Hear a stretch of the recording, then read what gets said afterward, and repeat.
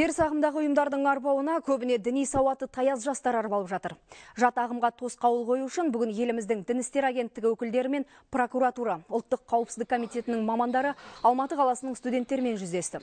Пікір алмасу алаңын құрып, әлемдегі түрлі террорлық әрекеттердің тауқыметін көріп отырған мемлекеттерді мысалға келтірді. Шатақ дінге шаталған адамдардың өмірінен сыр шертетін құрбандар деректі фильмі көрсетілді.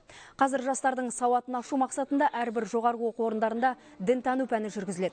Ақпарат құралдарынан экстремизмдік ағым турасында әртүрлі бейнебаяндар мен бағдарламалар көрсетіледі. Ендігі кезекте құқық қорғау қызметкерлері шалғайда жатқан елді мекендерде түсіндіру жұмыстарын жүргізбек. Алдағы уақытта тек жастарға ғана емес, олардың ата-аналарына да дәрістер оқылады.